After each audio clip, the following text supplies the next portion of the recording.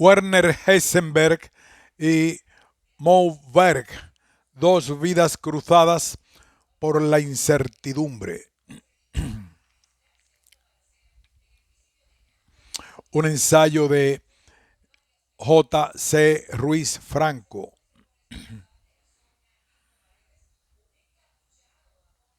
Es difícil que un físico teórico alemán y un jugador de béisbol estadounidense de origen judío puedan tener alguna relación, pero las vidas de estos dos hombres que ya forman parte de la historia se cruzaron casualmente cuando solo quedaban unos meses para el final de la Segunda Guerra Mundial.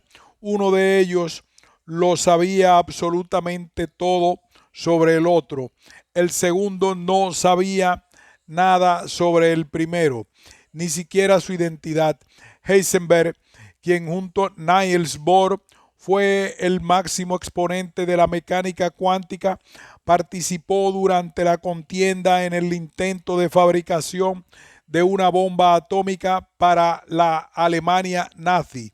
Berg, un jugador de béisbol que se convirtió en espía, recibió la orden de matarle si descubría que se encontraba próximo a la consecución del citado objetivo bélico. Todo dependía de las palabras que pronunciara en una conferencia que iba a ofrecer en Zúrich, en la neutral Suiza, en diciembre de 1944. Este escrito trata este histórico episodio, además de la biografía de los dos hombres, y se detiene especialmente en la relación de Heisenberg con los nazis, haciendo alusión a la conocida visita que hizo a Bohr en Copenhague en septiembre de 1941, cuando parecía que Alemania iba a ganar la guerra y había invadido Dinamarca, además de gran parte de Europa. La vida de Werner Heisenberg. Werner Karl Heisenberg nació el 5 de diciembre de 1901 en Würzburgo, Alemania. Su padre era profesor de lenguas clásicas en un centro de enseñanza secundaria y unos días antes, el 11 de noviembre, había ofrecido una conferencia en la universidad de su ciudad, el paso final para poder dar clase en ella. En menos de 10 años llegaría a ser catedrático de estudios griegos y medievales modernos. Werner nació en el hogar de los Heisenberg, en el número 10 de la Heidingsfeldstraße, en el elegante barrio de Sanderó. El estatus de su padre era prueba del alto nivel cultural de su familia, así como del ascenso en la escala social. August procedía de una familia de comerciantes de clase media. Su padre, Wilhelm August, fue quien consiguió que la familia alcanzara esta posición tanto por sus propios méritos como por casarse con la hija de un próspero granjero. Se decía que era tranquilo y cerebral, y su mujer, Annie Marie, tenía una fuerte voluntad y una buena inteligencia. Era católica, pero cambió de religión a la luterana para casarse con August. Una mujer alemana de aquella época tenía que ser una esposa obediente y una madre sacrificada, y Annie sin duda lo fue. En la fuertemente estratificada sociedad alemana de aquella época, un profesor tenía mucho más prestigio y poder que en cualquier otro país, aunque el sueldo no fuera especialmente alto. Cuando comenzó a dar clase era el doble de un trabajador experto. Cuando consiguió ascender en el escalafón y llegó a la universidad, subió al triple. August llegó a la madurez en plena era de Bismarck, después de la unificación alemana, y el canciller de hierro era para él, como para muchos alemanes de su tiempo, una especie de ídolo. Dejó el recuerdo de ser una persona controladora y autoritaria. De su mujer Annie, la madre de nuestro protagonista, se sabe poco. No recibió formación superior, ya que las universidades alemanas estuvieron cerradas para las mujeres hasta 1895 y la de Múnich, la más cercana, no las admitió hasta 1903. Lo mismo sucedía con las carreras profesionales. De todas formas, es evidente que recibió educación avanzada, si bien no oficial, a través de su padre, director de un gymnasium. Incluso aprendió ruso para traducir artículos escritos en ese idioma y que los utilizara su marido. Antes de llegar a catedrático de universidad, August impartió clase en el gymnasium de su suegro, además de 6 horas semanales en la Universidad de la disciplina de Filología Bizantina. Su capacidad para enseñar e investigar fue siempre ensalzada por todos. No obstante, su temperamento oscilaba entre una tremenda fuerza y la depresión, debido a la gran tensión que conllevaba su trabajo y a lo competitivo que era. Su mujer le servía de consuelo en los momentos difíciles. Werner tenía un hermano 2 años mayor. Erwin era un favorito del padre y el tímido y retraído Werner el de la madre. Con 5 años estuvo a punto de morir por una infección pulmonar, lo que debió aumentar la protección materna. Padecía de alergia que llegaban al extremo de ser graves. A pesar del fuerte ambiente ético que respiraba en su familia, no se les inculcó ningún dogmatismo religioso, y mientras que Werner fue toda su vida propenso a la reflexión filosófica, su hermano Erwin abrazó la antroposofía, muy en boga en aquella época. Discutía con su hermano sobre el tema y le intentaba traer a su causa. Desde pequeño los dos hermanos estaban siempre compitiendo para ganarse la atención de su ocupado padre, y para hacerlo sabían que tenía que destacar en el plano académico y cultural, lo cual incluía tocar algún instrumento musical. Werner se dedicó al piano. Esta competitividad que asimiló en el ambiente familiar formó parte del carácter de Heisenberg durante toda su vida y le indujo a tener que destacar en todo lo que hizo. Sin embargo, esa misma competitividad fue enrareciendo la relación entre los hermanos. Cuando eran niños discutían mucho y ya a cierta edad tuvieron una fuerte pelea en la que utilizaron sillas de madera para golpearse. Decidieron no seguir peleando, pero desde ese momento cada uno siguió su camino y en todos los años posteriores solo se vieron en ocasionales visitas. Además, Werner nunca mencionó el nombre de su hermano a sus compañeros de movimiento juvenil. Erwin se hizo químico y no aparece en los escritos de su hermano. Cuando Werner sentía que alguien había traicionado su confianza, en lugar de enfrentarse a él, cortaba las relaciones de forma irrevocable. En diciembre de 1909 falleció Karl Krumbacher, catedrático y maestro de August, tras lo cual August fue nombrado su sucesor y en menos de un mes comenzó a dar clases en la Universidad de Múnich, en la cátedra de Filología Bizantina.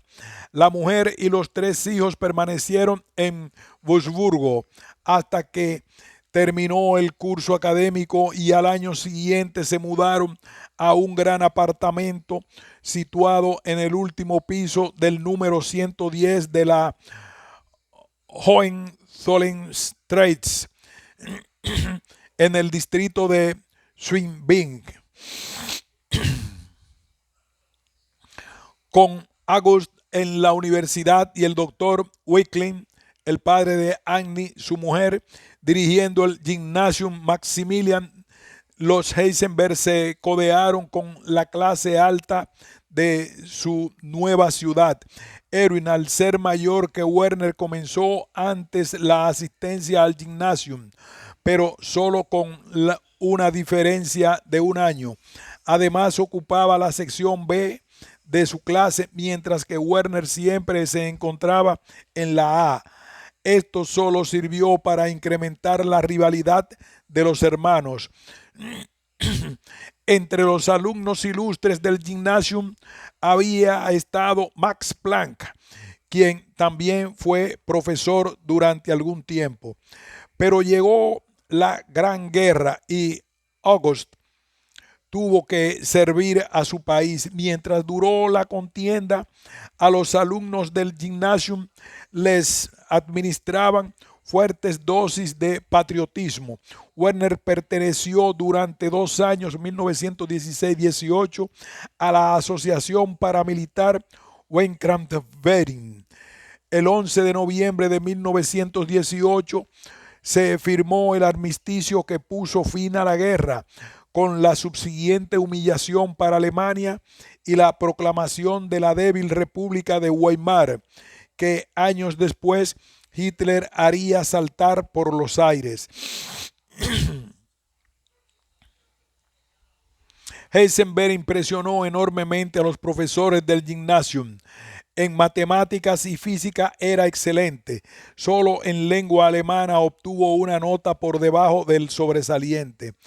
Aunque la mayor parte de la carga lectiva consistía en lenguas clásicas y literatura alemana, el joven Werner, igual que muchos jóvenes de su época, se interesó por la ciencia y la tecnología, rama que iba creciendo en importancia en Alemania.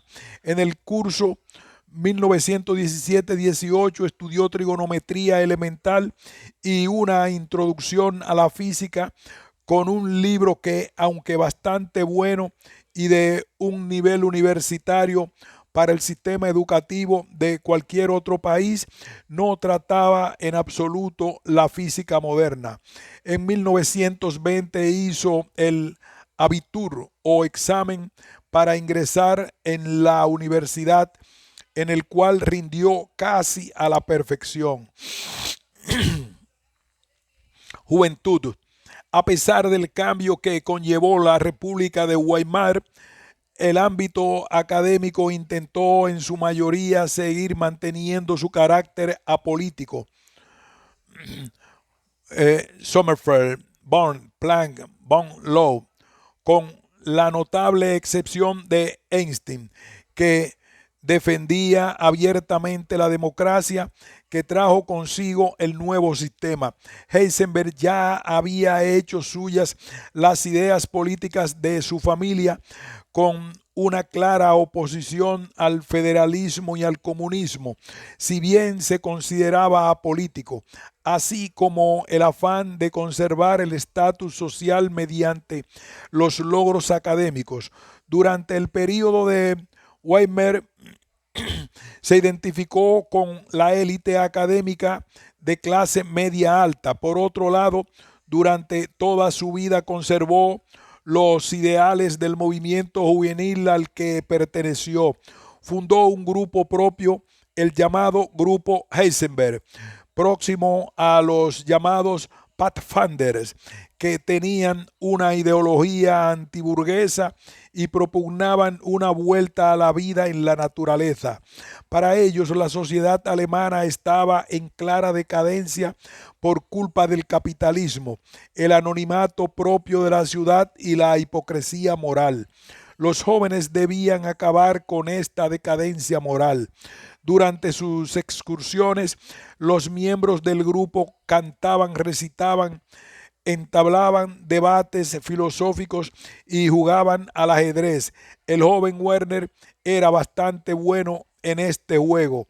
Solía ganar y podía jugar a ciegas, sin mirar el tablero. Cuando entró en la universidad, ya se había convertido en una especie de obsesión y el profesor Sommerfeld tuvo que prohibirle jugar después de decirle que suponía una pérdida de tiempo y de talento, pero tal vez le resultó útil para visualizar el resultado final después de una larga serie de pasos intermedios, una habilidad muy útil para un físico a la que pudo contribuir su afición al ajedrez. La creencia de los Pathfinders en un nacionalismo con un Führer o guía que guiara al país para llevar a cabo los ideales del Sacro Imperio Romano Germánico, les hizo propensos a ingresar en las filas del partido nazi años después. Sin embargo, solo un miembro del grupo Heisenberg se hizo nazi. Heisenberg comenzó los estudios universitarios en otoño de 1920 y 7 años después ya era profesor de física teórica de la Universidad de Leipzig. Con 26 años fue el catedrático alemán más joven. Su talento le convertía en la persona adecuada para trabajar en el nuevo campo de la física teórica. En aquellos años, la teoría cuántica experimentó una profunda transformación desde un estado de desorden hasta el sistema ordenado de la mecánica cuántica que Born y el mismo Heisenberg crearon en 1927. Estudió con tres de los más importantes teóricos del momento, Sommerfeld, Born y Bohr, y compartió clases con los más brillantes de su misma generación, Pauli, Jordan y Dirac. Heisenberg pronto conoció los problemas de la antigua teoría cuántica para resolver los problemas planteados. Esto le aportó la base para sus propias contribuciones en los años posteriores. Su participación en la formación de la mecánica cuántica y el principio de incertidumbre que formaba parte de la llamada interpretación de Copenhague. Planck, Einstein y Bohr eran quienes habían puesto las bases en los 20 primeros años del siglo. En 1920, los adversarios de Einstein comenzaron a lanzar sus ataques contra este, dado que era judío, defensor del sistema de Weimar e internacionalista. Como era representante de la física teórica, quienes le atacaron eran principalmente los físicos experimentales, encarnados en la persona de Philipp Lenard, Johannes Stark y sus colegas. Además de un odio por su posición política, había en el trasfondo una envidia profesional porque su prestigio como físico teórico hacía que la física experimental se quedara atrás en cuanto a fama se refiere. Hay que tener en cuenta que los físicos alemanes habían sido en su mayoría experimentales y precisamente eso fue lo que defendieron los que se proclamaron representantes de la física nazi, un apoyo a la física experimental y un rechazo a la física teórica, a la que acusaron de ser cosa de judíos. Por eso llegaron a llamar a Heisenberg judío blanco. En realidad, los físicos judíos se habían dedicado a la física teórica porque los puestos de física experimental habían siempre estado ocupados por alemanes puros y a ellos se les había negado el acceso. La universidad y la gloria científica. Warner estudió en la Universidad de Múnich, dado que desde joven se sentía inclinado por las matemáticas, quiso cursar esa carrera, pero von Lindemann le rechazó como alumno porque estaba a punto de jubilarse y le recomendó que hiciera el doctorado con el físico Arnold Sommerfeld. Así las cosas, en su primer año estudia principalmente matemáticas, pero poco a poco se va pasando a la física teórica. En un principio desea trabajar en la teoría de la relatividad de Einstein, pero su compañero Wolfgang Pauli le aconseja que se dedique a la física atómica. Se doctora en 1923 y acude a Gotinga, donde trabaja como asistente de Max Born. Como ya hemos dicho, la física aún se consideraba una ciencia experimental y su falta de habilidad para el laboratorio hizo que tuviera ciertos problemas para doctorarse. En 1924 viaja a Copenhague y conoce a Niels Bohr, y a quien acoge como su maestro. En este momento comienza la meteórica carrera que le llevaría a la creación de la mecánica matricial, que sería el motivo de que le concedieran el premio Nobel de Física en 1932. La mecánica matricial está impregnada de una filosofía pragmática. Lo importante es obtener información conociendo el estado inicial y el estado final del sistema, sin importar lo que ocurra en los procesos intermedios. Su teoría cuántica matricial logra explicar casi todo el mundo atómico mediante un enfoque corpuscular. Casi simultáneamente, el vienés Erwin Schrödinger logra explicar los mismos fenómenos mediante su mecánica ondulatoria, más simple e intuitiva. Según pudo demostrar Bohr,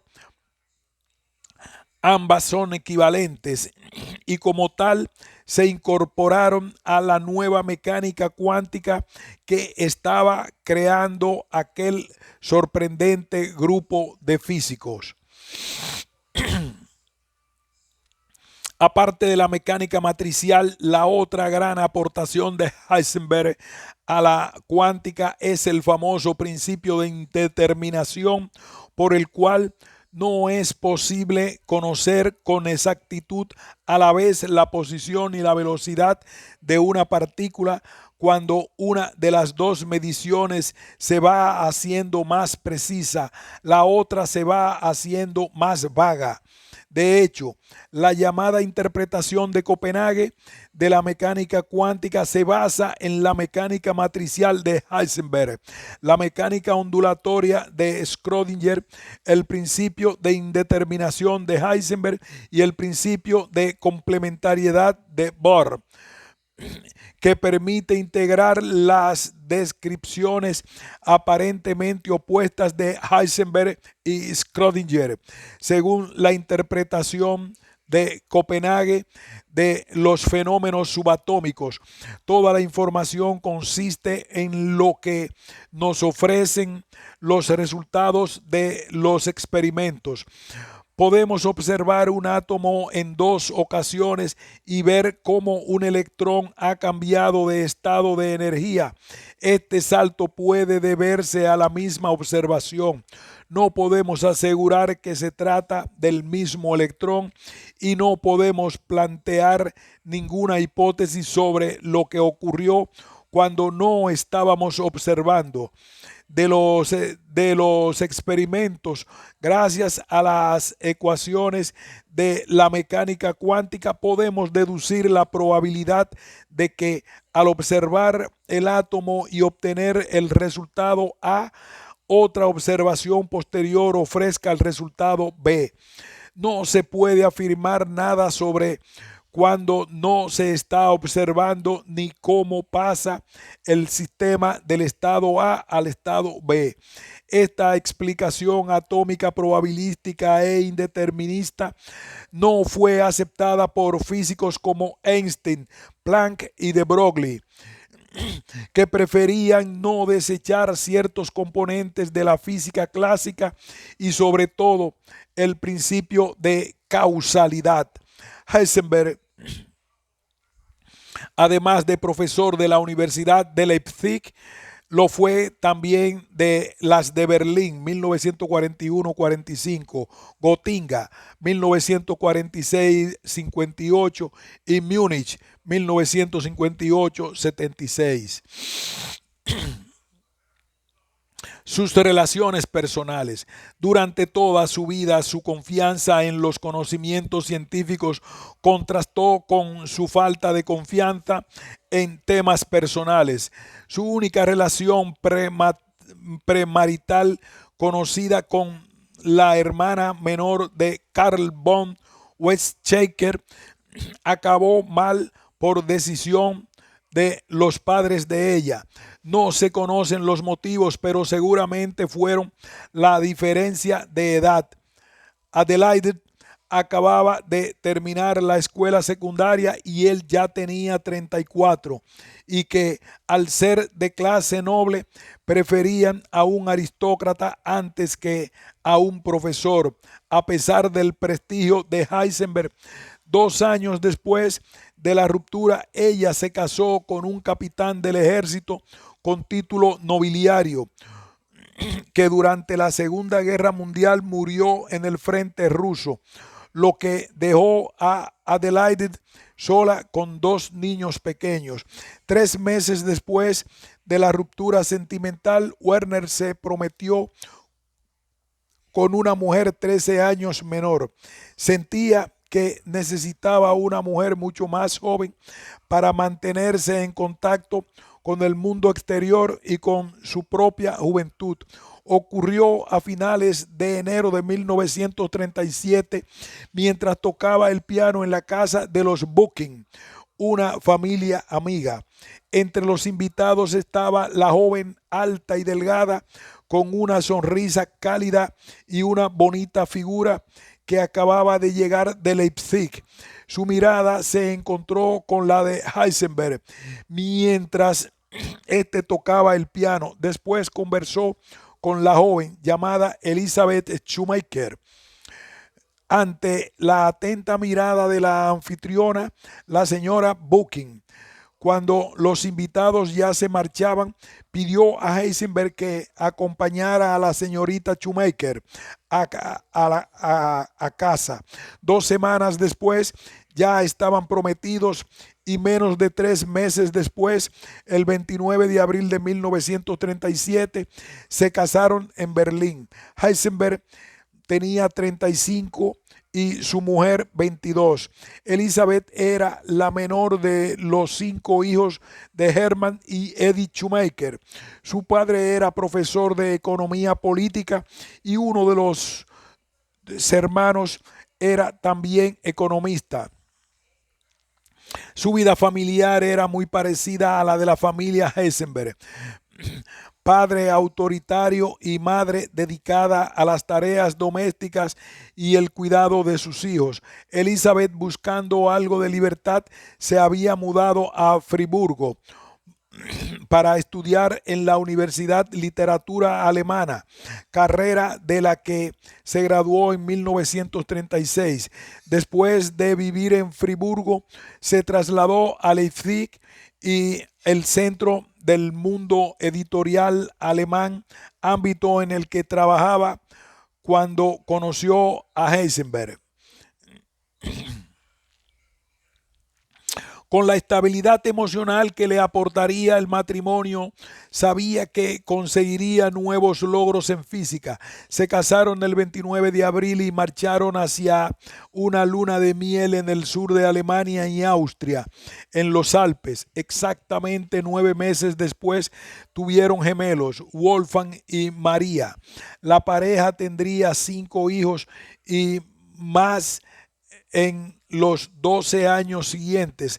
El matrimonio estuvo marcado más por las necesidades personales que por el amor o la pasión. A pesar de necesitar estabilidad, Heisenberg pocas veces compartió con su esposa sus problemas y tampoco dejó que la familia robara tiempo a su carrera como científico.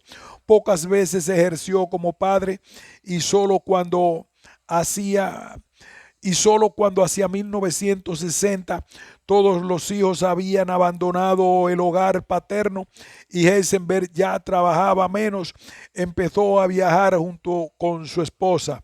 La misma Elizabeth en su vejez se lamentaba de que los dos no se hubieran conocido demasiado. La Alemania nazi. La Alemania nazi, todo parecía marchar bien, pero la época nazi que sufrió Alemania le pasó factura en muchos aspectos a lo largo de su vida. Nunca fue un miembro del partido ni aprobó sus acciones extremas, pero tampoco opuso excesiva resistencia. Más allá de defender sus propios intereses y de defender en varias ocasiones a algunos compañeros judíos. En este sentido sufrió los ataques de Leonard y Stark acusándole de judío blanco y de defender a Einstein. El 15 de julio de 1937, el periódico de la SS, Das Schwarzkorps, publicó un artículo de Starks en el que se le acusaba formalmente. La Gestapo empezó a espiar sus actividades y sus clases y se examinó su ascendencia en 5 generaciones en busca de familiares judíos. Aprovechando la relación de su madre con la madre de Hitler, apeló a quien le recomendó que redactara una respuesta a los ataques, tras lo cual su nombre quedó limpio de acusaciones y sospechas, gracias a la intercesión del jefe de las SS. Eso le libró de la persecución en su país, pero precisamente significó el comienzo de las posteriores acusaciones de colaboración con el régimen. Lo cierto es que Heisenberg amaba a su país y se declaraba nacionalista, pero no nazi. La energía atómica. Otto Hahn llevaba tiempo bombardeando los átomos de uranio con neutrones y observó que como resultado se formaba bario, un elemento con un peso atómico de aproximadamente la mitad que el del uranio. Hahn no entendía cómo era posible este resultado y se lo comunicó a Liz Meitner, su antigua colaboradora, una judía austríaca que acababa de huir a Suecia. Ella, con ayuda de su sobrino Otto Frisch, comprendió que los neutrones penetraban en el núcleo de uranio y lo partían en 2 fragmentos de tamaño similar. Esto demostraba que era posible la fisión nuclear. Hahn prosiguió sus estudios y demostró las grandes cantidades de energía que se podían liberar, la cual se podía utilizar con fines pacíficos o con propósitos bélicos. Frisch, que se encontraba en Dinamarca, escribió un artículo sobre el tema que pasó a Niels Bohr y a William Arnold, que fue quien realmente creó el término fisión para describir la fragmentación del núcleo de uranio en dos mitades cuando se bombardeaba con neutrones. En enero de 1939 se publicó el artículo de Meitner y Frisch en la revista Die Naturwissenschaften, y poco después Bohr acudió a Estados Unidos para asistir a un congreso en el que explicó las importantes noticias sobre el uranio. Los físicos estadounidenses se mostraron sorprendidos y se dispusieron a comprobarlo, lo cual lograron en poco tiempo. Fermi demostró que al fisionarse el núcleo de uranio también se producían 2 o 3 neutrones, y enseguida Szilard entendió que esos neutrones podían producir una reacción en cadena, precisamente lo que hacía falta para que la energía nuclear pudiera utilizarse en un reactor, en una bomba. Posteriormente, Bohr y Wheeler demostraron que solo eran fisionables los núcleos del uranio 235, mientras que los del uranio 238 se limitaban a absorber los neutrones. El problema era que el uranio 235 constituía solo aproximadamente el 1% del uranio disponible en todo el mundo, y en consecuencia era muy complicado conseguir la cantidad necesaria para construir una bomba. Había que calcular la masa crítica, la cantidad de uranio para que tuviera lugar una reacción en cadena autosostenida. La Segunda Guerra Mundial.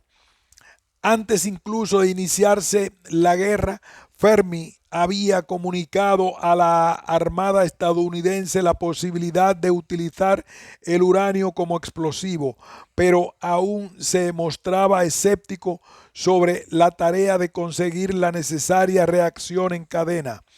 En cuanto comenzó la guerra, Einstein, que residía en Estados Unidos desde que Hitler llegara al poder en 1933, escribió al presidente Roosevelt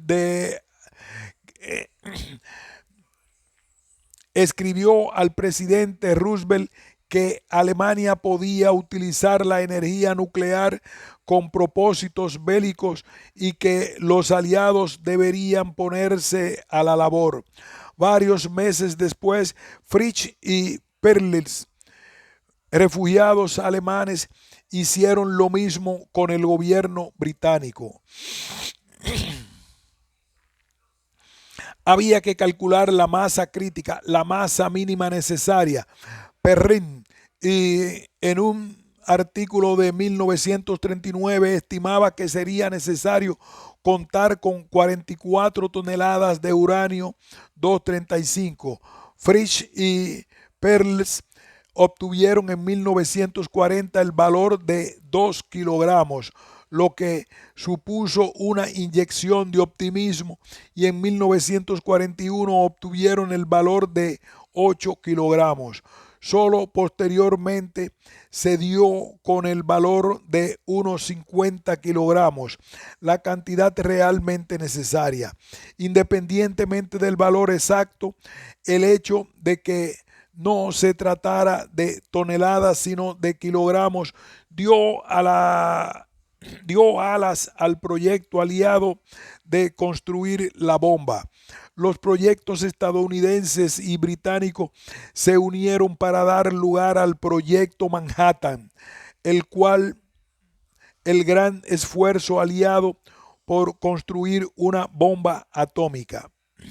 La Alemania nazi también trabajó en el uranio, el proyecto Unaberrein, pero a menor escala, con un presupuesto mucho menor, con menos científicos implicados y con la labor dividida en 3 proyectos independientes. El considerado oficial, financiado por el ministro Albert Speer, bajo la dirección de Walter Gerlach, y que incluía la participación de Heisenberg y Hahn y el físico Baron von Ardenne, dirigido por el ministro de Telecomunicaciones Wilhelm Honnersorg, en colaboración con Wehrmacht y el del general Kranler, controlado por la SS y con la colaboración de la Luftwaffe. Los alemanes controlaban las minas de uranio más importantes del mundo, situadas en Checoslovaquia. En cuanto al interés público y político, Siegfried Flügge, antiguo alumno de Heisenberg, lo despertó con un artículo muy difundido titulado ¿Puede el contenido energético del núcleo ser técnicamente útil? Mientras tanto, los aliados al comienzo de la guerra pensaban que los alemanes les llevaban ventaja en la carrera por el aprovechamiento del potencial del uranio, gracias a la investigación pionera de Hahn que hemos mencionado. Heisenberg, después de todos los ataques sufridos durante años por parte de los físicos nazis, vio en la dedicación a la tarea, aparte de una lucha por la victoria de su país, la cual deseaba a pesar de no ser nazi, una forma de recuperar su buena reputación, por no hablar de su curiosidad científica respecto al tema. Los alemanes en un principio no disponían de ciclotrón para bombardear los núcleos de uranio, pero gracias a sus conquistas al principio de la guerra tenían a su disposición el del Instituto Niels Bohr y el del laboratorio Frédéric Joliot en París. En cuanto al agua pesada que necesitaban para moderar el bombardeo de neutrones, la obtuvieron del centro noruego de Vemork, después de ocupar también aquel país. Heisenberg y su equipo intentaron construir un reactor nuclear en el que la reacción en cadena se llevara a cabo con tanta rapidez que produjera una explosión, pero no tuvieron éxito. No se sabe la causa real por la que no lo lograron, tal vez porque no contaban con recursos suficientes, quizás porque no fueron lo bastante expertos. Puede que tan solo intentaran construir un reactor y no una bomba atómica, o puede que retrasaran voluntariamente los trabajos para no dar a Hitler la bomba. Visita a Bohr en Copenhague. En septiembre de 1941, en plena guerra, Heisenberg visitó a Niels Bohr en Copenhague, en la Dinamarca ocupada por el ejército alemán. Con ello corrió un grave peligro, porque hablar sobre el tema de la bomba atómica constituía traición, y además hizo a su antiguo maestro un dibujo de un reactor nuclear. No se sabe exactamente qué le dijo ni qué le contestó Bohr. El tema ha dado mucho que hablar e incluso se ha escrito una obra de teatro sobre él. Hay distintas posibilidades sobre lo que pudieron decirse en ese momento. Lo que sí sabemos es que Bohr acabó sumamente enfadado y que sus relaciones con Heisenberg ya nunca volvieron a ser lo que habían sido unos años atrás. Oficialmente, Heisenberg viajaba para dar una conferencia en el Instituto Científico Alemán, pero su verdadera intención era hablar con Niels Bohr, su antiguo maestro. Fue acompañado de su amigo y compañero Weizsäcker, y ambos no podrían ocultar su entusiasmo ante la buena situación de Alemania en la guerra hasta ese momento. Parece que no eran conscientes de que Dinamarca era un país ocupado y de que sus ciudadanos difícilmente podían sentir simpatía por ellos. Durante la comida, Heisenberg declaró que era muy importante que Alemania ganara la guerra, que lamentaba la ocupación de países como Dinamarca, Noruega, Bélgica y Holanda, pero que se alegraba de la invasión de los países del este, ya que, según él, no eran capaces de gobernarse a sí mismos. Antes de la conversación que tuvo con Bohr, este se enteró de todas estas declaraciones de su viejo amigo y discípulo. Cuando por fin pudo estar a solas con él en un paseo que le sugirió dar después de cenar, entablaron esa famosa conversación de la que después nadie ha podido determinar qué dijeron sus protagonistas. La reconstrucción se ha realizado a partir de lo que ellos mismos comentaron años después. Parece ser que Heisenberg comenzó lamentando la invasión y destrucción de Polonia, pero añadió que Alemania se había portado mucho mejor con Francia y que la probable victoria sobre Rusia sería muy beneficiosa. Bohr ya se encontraba furioso en este momento cuando Heisenberg abordó el tema que había ido a tratar con él, la utilización de la energía atómica. Preguntó a Bohr si era moralmente correcto para un físico investigar sobre el potencial del uranio en tiempos de guerra. Su interlocutor le contestó con una pregunta: ¿de verdad creía que podía utilizarse la fisión del uranio para la construcción de armas? Heisenberg le dijo que sí y que los físicos alemanes estaban trabajando en el proyecto. Añadió que la tarea implicaba un esfuerzo técnico enorme y que los científicos podían decidir no trabajar en un proyecto así, lo cual evitaría que sus países pudieran utilizar armas atómicas. Heisenberg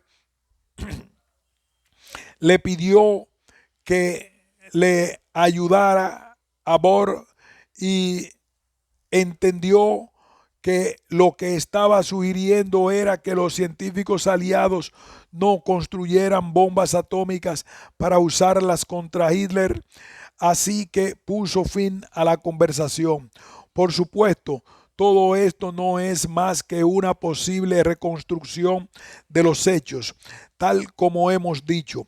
Hay distintas versiones sobre lo sucedido y los protagonistas nunca se pusieron de acuerdo cuando lo discutieron años después. Una de las posibilidades es que Heisenberg, al saber que Bohr tenía contactos con los aliados, le propusiera un esfuerzo conjunto para que los científicos de ambos bandos no hicieran esfuerzos por conseguir la bomba y retrasaran la investigación nuclear hasta que la guerra acabara, es decir, que fueran los científicos quienes decidieran el futuro de la investigación atómica. Según algunos comentaristas, acudió a Bohr para obtener información sobre el programa atómico de los aliados, es decir, en funciones de espía. Otra hipótesis es que simplemente quería saber la opinión de Bohr sobre la responsabilidad moral de un físico al trabajar en un proyecto atómico que podía llevar a la construcción de armas muy destructivas. Unos meses después, Heisenberg y Weizsäcker enviaron a Jensen para hablar de nuevo con Bohr, pero tampoco consiguieron lo que se proponían ni lograron que Bohr les hiciera caso. Siguiendo con el tema de lo que pudo hablarse en Copenhague, Heisenberg y otros como von Lowe posteriormente afirmaron que por razones morales no intentaron construir una bomba atómica.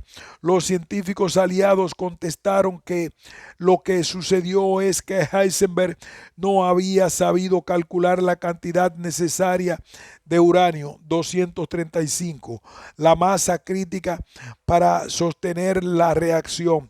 Esa fue la tesis que el físico y espía Samuel Goldschmidt sostuvo al principio en su libro Alsos,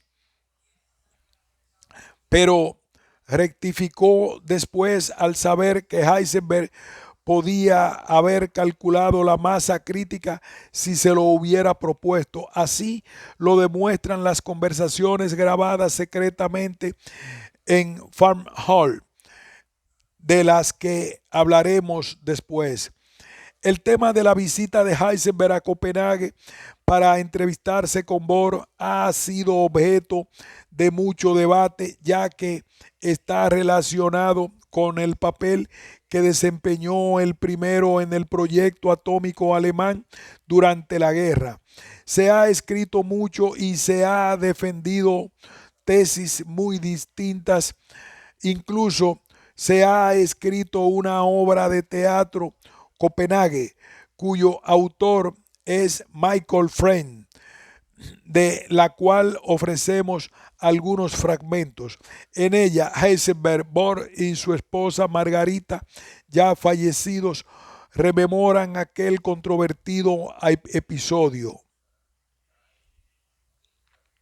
Pasaje de Copenhague de Michael Frayn, Heisenberg.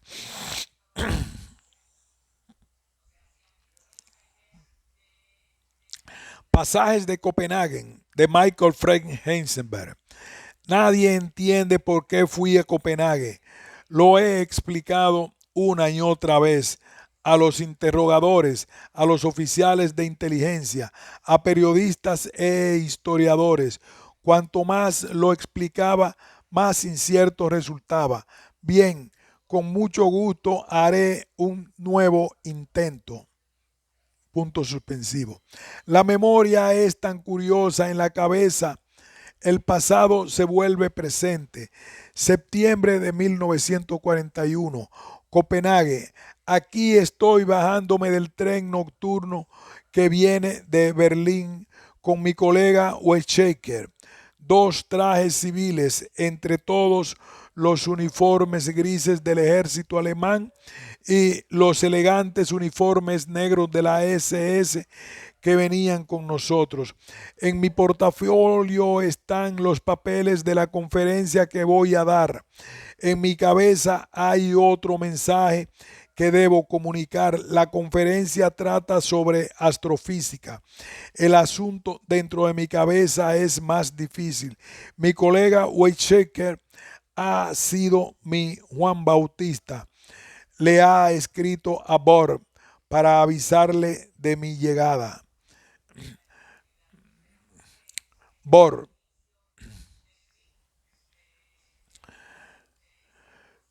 Tú no lo puedes decir, pero yo sí puedo. Es porque los alemanes sistemáticamente se opusieron a la física teórica. ¿Por qué? Porque la mayoría de los que trabajaban en el campo eran judíos. ¿Y por qué tantos de ellos eran judíos? Porque la física teórica, la física que interesaba a Einstein y Schrödinger, a Pauli y a nosotros dos, siempre fue considerada en Alemania inferior a la física experimental, y las cátedras teóricas eran las únicas a las que podían acceder los judíos. Puntos suspensivos. Margarita. Pero, ¿qué dijo Heisenberg exactamente? Eso es lo que todos querían saber. Bohr. Es lo que quisieron saber los ingleses en cuanto Chadwick se puso en contacto conmigo. ¿Qué dijo exactamente Heisenberg? Heisenberg. ¿Y qué exactamente contestó Bohr? Eso fue lo primero que me preguntaron mis colegas cuando regresé a Alemania. Margarita, ¿qué le contó Heisenberg a Niels? ¿Qué le respondió Niels? La persona que más lo quería saber era Heisenberg mismo. Bohr. Por eso volvió a Copenhague 2 años después de terminada la guerra en 1947. Margarita, esta vez escoltado por un visible acompañante de la inteligencia británica y no por agentes invisibles de la Gestapo. Margarita, ¿y qué fue esa cosa misteriosa que dijiste? Heisenberg, no tiene misterio, nunca hubo misterio. Lo recuerdo perfectamente porque mi vida estaba en juego y elegí mis palabras con mucho cuidado. Simplemente te pregunté si como físico uno tenía el derecho moral de trabajar en la explotación de la energía atómica. Sí, Bohr, no me acuerdo. Heisenberg, ¿no te acuerdas? No, porque casi inmediatamente te alarmaste, te detuviste en seco. Bohr, ¿por qué estaba horrorizado? Heisenberg, horrorizado. Bien, ¿te acuerdas de eso? Te quedaste ahí parado mirándome, horrorizado. Bohr, porque la deducción era obvio. Estabas trabajando en eso, Heisenberg, y, se, y te apresuraste a concluir que yo estaba tratando de darle a Hitler armas nucleares. Bohr, y era lo que estabas haciendo. Heisenberg, no, un reactor. Eso era lo que intentábamos construir, una máquina para producir energía, para generar electricidad, para impulsar barcos. Bohr, no dijiste nada sobre un reactor. Heisenberg, no dijiste nada sobre nada. No con claridad, no podía. No sabía en qué medida podían oírnos ni qué le repetirías después a otras personas. Bohr, pero te pregunté si realmente pensabas que la fisión de uranio se podía usar para construir armas. Heisenberg, ¿ahora te acuerdas? Bohr, sí, y claramente recuerdo lo que me contestaste. Heisenberg, te dije que ya sabía que sí. Bohr, y eso es lo que realmente me horrorizó.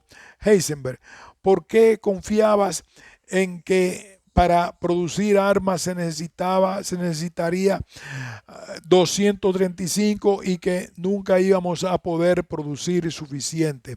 Heisenberg, si lográbamos construir un reactor íbamos a poder construir bombas.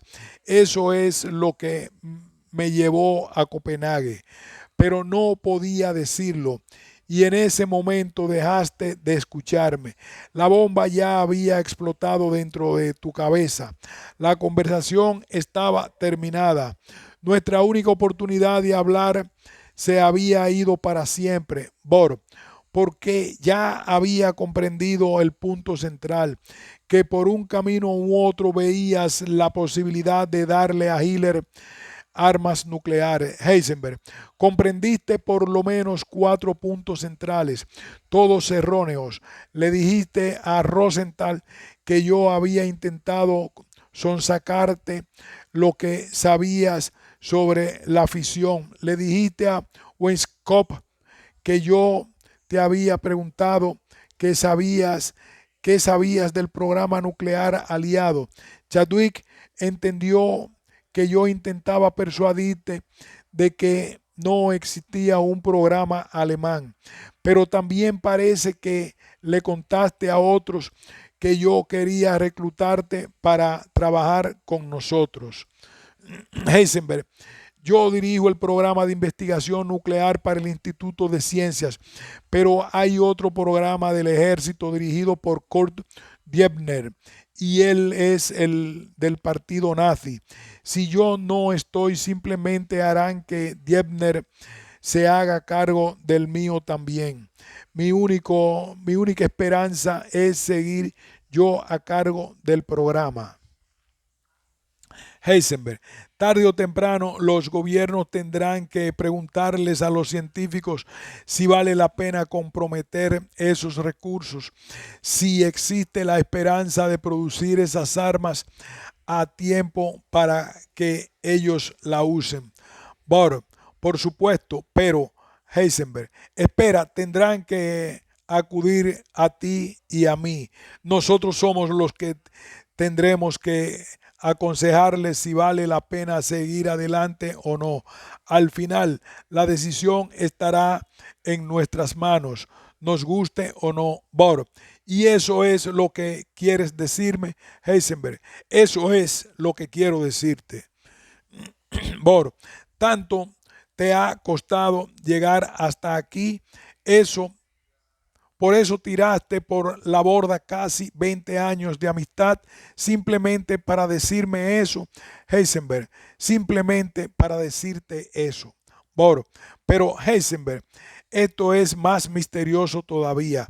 ¿Para qué me lo cuentas? ¿Qué quieres que haga?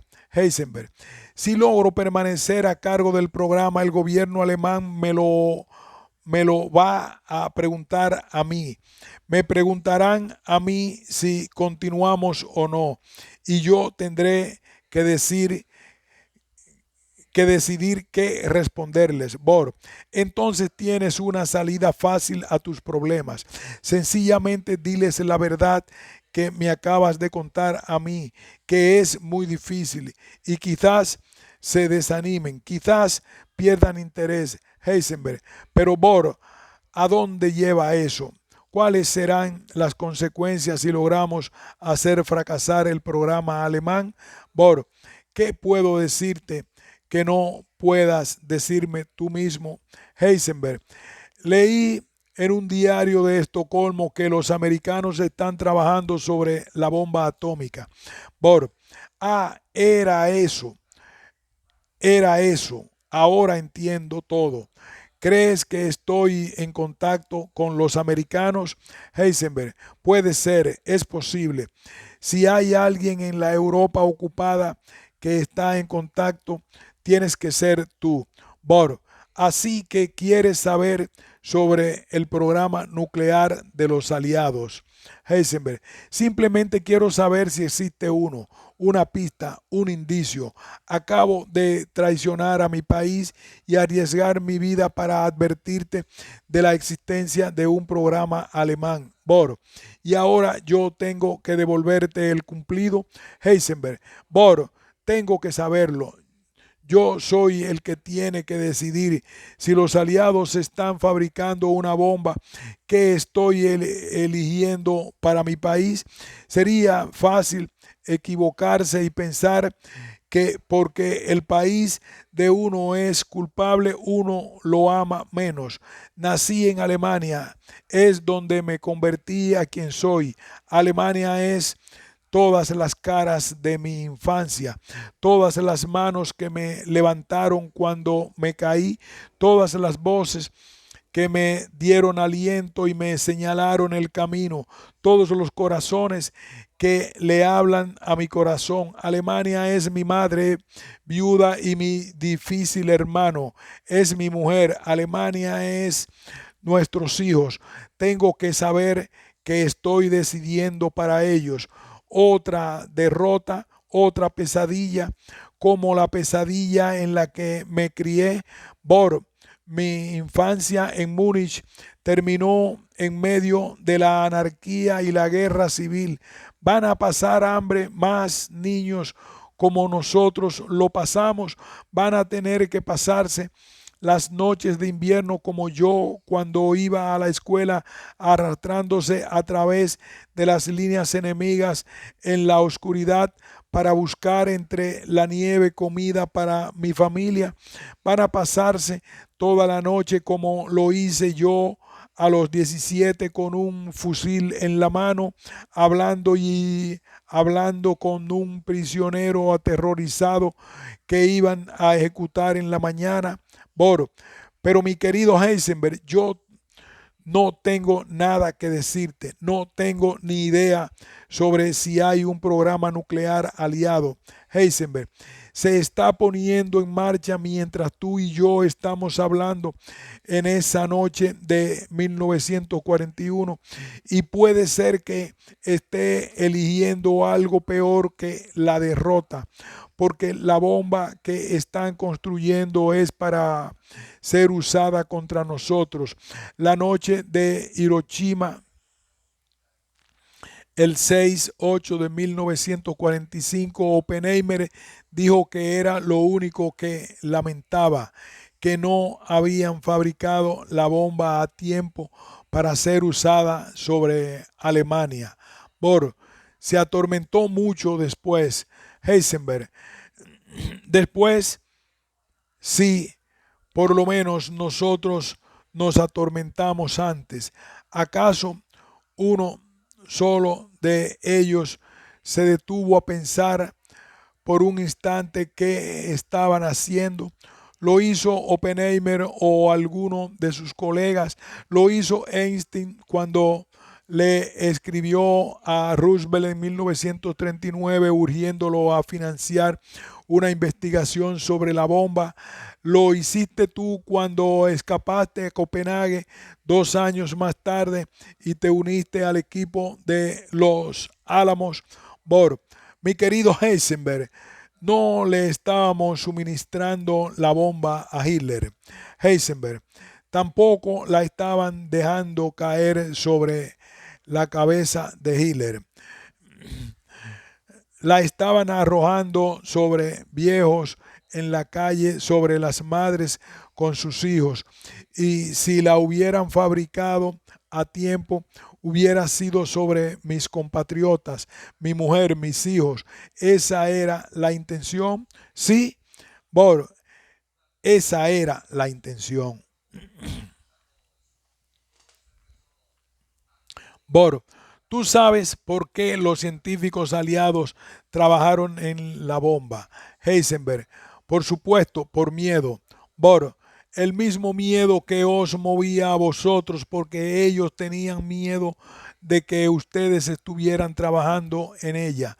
Heisenberg, pero Bohr podría haberles dicho, Bohr, decirles que, Heisenberg, lo que yo te dije en 1941, que la elección estaba en nuestras manos, en las mías, en las de Oppenheimer, que si yo puedo decirles a las autoridades alemanas desalentadora verdad, cuando me lo pregunten, él también puede. Bohr, esto es lo que quieres de mí, no que te cuente qué están haciendo los americanos, sino que los detenga. Heisenberg, que les diga que podemos detenerlos juntos. Bohr, yo no tenía ninguna comunicación con los americanos. Heisenberg, pero sí con los británicos. Bohr, solo más tarde. Heisenberg, la Gestapo interceptó el mensaje que les mandaste cerca de nuestro encuentro. Heisenberg, cuando escuché lo de Hiroshima por primera vez, me negué a creerlo. Desde los últimos meses de la guerra estábamos viviendo en la mansión en medio de la campaña inglesa. Nos secuestraron los ingleses a todo el equipo alemán que trabajábamos en la investigación atómica. En Alemania nuestras familias están muriendo de hambre sin saber nada de nosotros. Y ahí estamos, asentándonos a la mesa cada noche para participar en una excelente cena formal con nuestro encantador anfitrión y oficial inglés encargado de nosotros. Pero la guerra ya terminó y seguimos allí y todo es encantadoramente civilizado. Yo toco sonatas de piano de Beethoven. El mayor Rittmer nos lee a Dickens. Realmente me han pasado a mí estas cosas, esperamos a que nos revelen cuál es el sentido de todo esto. Aquí haremos una pausa y continuaremos con esta lectura y este importantísimo diálogo.